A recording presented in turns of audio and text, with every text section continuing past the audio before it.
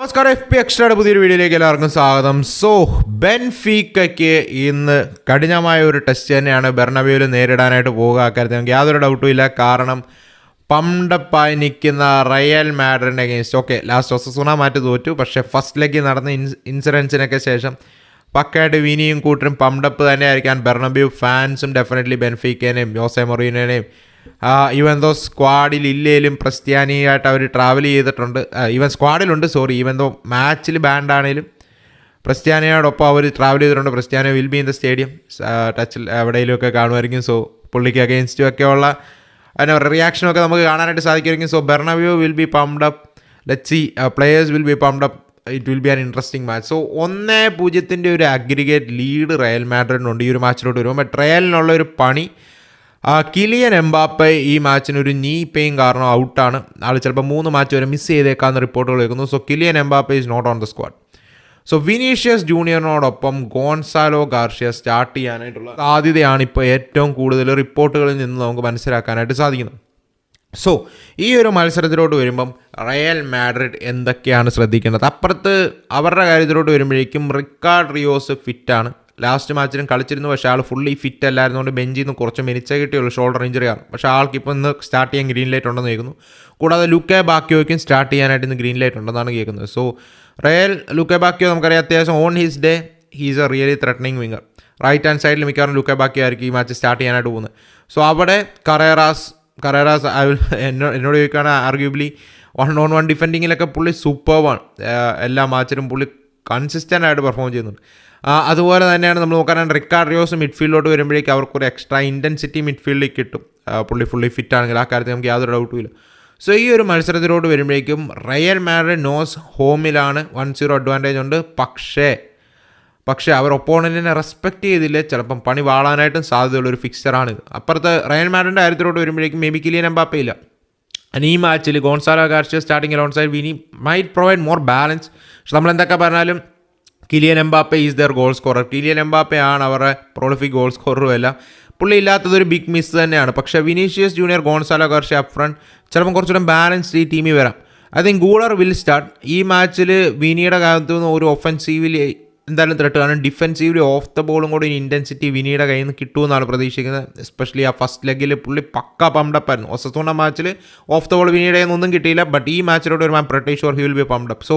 ഈ മാച്ചിൽ pretty much ഒരു ക്യാരിയർ ഓഫ് ദ ബോൾ ഇല്ലാതെ റയൽ മാഡ്രിഡിന് കളിക്കാൻ പറ്റുമെന്നാണ് ഞാൻ പ്രതീക്ഷിക്കുന്നത്.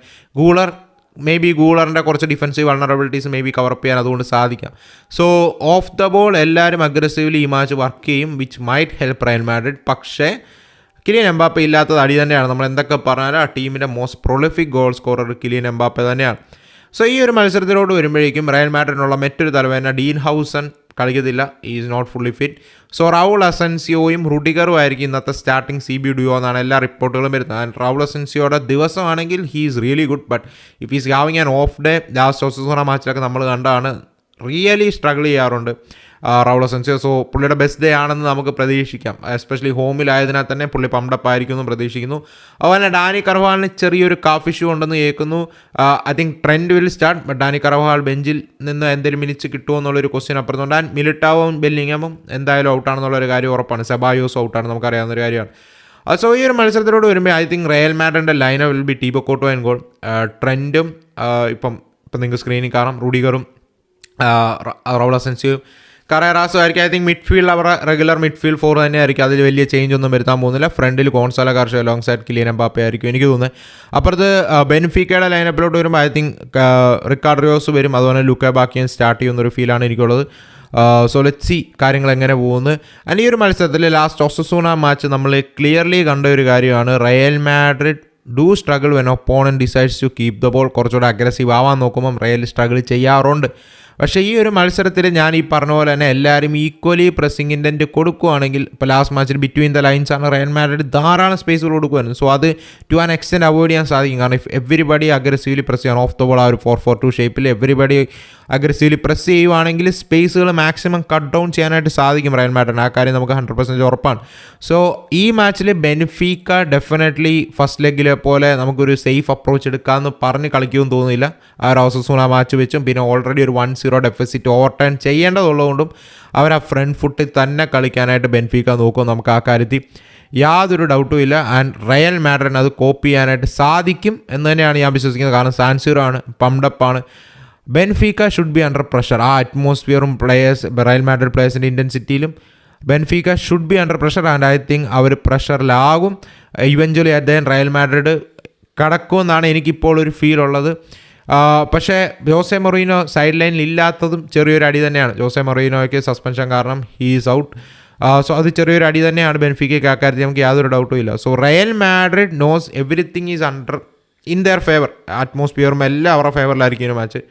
സോ ഓവർ തിങ്ക് ചെയ്ത് ഇൻറ്റൻസിറ്റി കാണിക്കാതെ കുളവാക്കിയാൽ മാത്രമേ റയലിൻ്റെ ഈ മാച്ച് പോകത്തുള്ളൂ എന്നൊരു സിനാരിയാണ് എനിക്കിപ്പോൾ ഉള്ളത്. എനിക്കിപ്പോൾ ഫീൽ ചെയ്യുന്നത്. ലെറ്റ്സ് സീ എന്താവും എന്നുള്ള കാര്യം. ലൂക്കെ ബാക്കിയോ ഷ്ലെൻഡ്രപ്പൊക്കെ പോലത്തെ നല്ല വിങ്ങേഴ്സ് അവർക്കുണ്ട്. ഷ്ലെൻഡർ ഫസ്റ്റ് ലെഗ് വളരെ ഡിസപ്പോയിൻറ്റിംഗ് ആയിരുന്നു. ബട്ട് സെക്കൻഡ് ലെഗ് പുള്ളി സ്റ്റെപ്പ് ചെയ്യുമെന്ന് പ്രതീക്ഷിക്കാം. ഇപ്പോൾ റയൽ മാഡ്രിഡിൻ്റെ 2 വിങ് ബാക്സിൽ എസ്പെഷ്യലി റൈറ്റ് സൈഡിൽ ട്രെൻഡ് അലക്സാണ്ടർ അർണോൾഡിനെ കൂടുതൽ ടെസ്റ്റ് ചെയ്യാൻ അവർക്ക് ഡിഫെൻസീവ്ലി സാധിക്കുമോ, പുള്ളിനെ ഔട്ട് ഓഫ് പൊസിഷൻ ആക്കാൻ സാധിക്കുമോ, it will B great four Benfica. ആ കാര്യത്തിൽ നമുക്ക് യാതൊരു ഡൗട്ടും ഇല്ല. പക്ഷേ നമുക്ക് നോക്കാം കാര്യങ്ങൾ എങ്ങനെ പോകുന്നുള്ളൊരു കാര്യം. ആൻഡ് മറ്റ് ഓഫ് ദ ഫീൽഡ് ഇൻസിഡൻസിൻ്റെ കാര്യം അറിയാമായിരിക്കുമല്ലോ. പുള്ളിക്ക് ഓൾറെഡി 1 ഗെയിം ബാനാണ് കൊടുത്തിരിക്കുന്നത്. 10 ഗെയിംസ് വരെ പോവാം. സോ ഇപ്പോൾ ഇൻവെസ്റ്റിഗേഷൻ നടന്നുകൊണ്ടിരിക്കുകയാണ്. അപ്പുറത്ത് ക്രിസ്ത്യാനിയും അതുപോലെ ബെൻഫീക്കയും ഇതിന് അഗെയിൻസ്റ്റ് അപ്പീൽ കൊടുത്തിട്ടുണ്ട്. ലെറ്റ്സ് ഈ കാര്യങ്ങൾ എങ്ങനെ പോകുന്നുള്ളൊരു കാര്യം. ഐ തിങ്ക് പോസിറ്റീവ് ബാൻഡറിങ് ആയിരിക്കും എന്ന് പ്രതീക്ഷിക്കുന്നു. നെഗറ്റീവ്ലി, അതായത് നമ്മളിപ്പോൾ പറഞ്ഞ അബ്യൂസിലോട്ട് പോകാതെ ഒക്കെ പോസിറ്റീവ് രീതിയിലുള്ള ബാൻഡേഴ്സും പോസിറ്റീവ് രീതിയിലുള്ള കാര്യങ്ങളും ആയിരിക്കും നടക്കുമെന്ന് പ്രതീക്ഷിക്കാൻ. വേറെ അനാവശ്യമായിട്ടുള്ള സംഭവങ്ങളൊന്നും സ്റ്റേഡിയത്തിൽ നടക്കാതിരിക്കട്ടെ. അതാണ് ഈ മാച്ചിലുള്ള ബിഗ്ഗസ്റ്റ് എന്താ പറയുക ഉള്ളൊരു വറി. വേറെ അനാവശ്യ കാര്യങ്ങളൊന്നും നടക്കാതിരിക്കട്ടെ, അത്രയും ഇപ്പം പറയുന്നുള്ളൂ. സോ ഈ മാച്ചിനെ കുറിച്ച് ഓവറോൾ ഇത്ര പറയാനുള്ള. ഐ തിങ്ക് നോക്കാം കാര്യങ്ങൾ എങ്ങനെ പോകുന്നു. അതുപോലെ തന്നെ മറ്റ് 2-3 മാച്ചുകൾ നോക്കാനായിട്ടാണെങ്കിൽ ഗാലറ്റസ്റേ വേഴ്സസ് യുവെ ആണ്. യുവൻറ്റസിൻ്റെ ഫോം ഡ്രെഡ്ഫുള്ളാണ്. ഡ്രെഡ്ഫുൾ എന്ന് പറഞ്ഞാൽ റിയലി ഡ്രെഡ്ഫുള്ളാണ്. So won't be easy for Juve to go through. ഗാലറ്റസ്റേയുടെ എവേ ഫോമും വലിയ നൈസൊന്നും അല്ല ചാമ്പ്യൻസ് ലീഗിൽ എസ്പെഷ്യലി. പക്ഷേ 3 goal advantage Galatasaray should go through. യുവെയുടെ ഇപ്പോഴത്തെ ഫോം വെച്ച് 3 ഗോൾ അടിക്കൂ എന്നുള്ളൊരു ക്വസ്റ്റ്യനാണ് അപ്പുറത്തുള്ളത്. ലെറ്റ്സ് സീ സ്പലെറ്റി എങ്ങനെ ടീമിനെ ലൈനപ്പ് ചെയ്യുന്നത്. അതുപോലെ തന്നെ അറ്റ്ലാന്റിക്കും ചെറിയ തലവേനയാണ്. സിഗ്നൽ ഇഡുവിനെ ചെന്ന് 2 ഗോൾ മാർജിനിൽ തോറ്റതാണ്. സോ 2 ഗോൾ മറികടക്കേണ്ട ആവശ്യമുണ്ട് അറ്റ്ലാന്റ നാപ്പിളിനെ 2-1 തോപ്പിച്ചാണ് ഹോമിൽ വരുന്നത് ഈ ഒരു ഫിക്സറിലോട്ട് വരുമ്പോഴേക്കും. So let's see Atalanta step up ചെയ്യുമോ ഇല്ലയോ എന്നുള്ളൊരു കാര്യം. സോ ഇതൊക്കെയാണ് ഇന്ന് നടക്കുന്ന മത്സരങ്ങളും വിശേഷങ്ങളും മറ്റുമൊക്കെ. സോ നിങ്ങൾക്ക് എന്താണോ ഓവറോൾ തോന്നുന്നൊരു ഒപ്പീനിയൻ പറയാം. ആര് കടക്കും ഈ മാച്ചുകൾ 3-ൽ ആര് കടക്കും എന്നൊരു ഫീലാണ് നിങ്ങൾക്കുള്ളതെന്ന് പറയാം. I think Galatasaray, Borussia Dortmund and Real Madrid will go through. അതാണ് എൻ്റെ പ്രഡിക്ഷൻ. സോ അപ്പോൾ നമുക്ക് മറ്റൊരു വീഡിയോ കാണാം. അതുവരേക്കും ബൈ.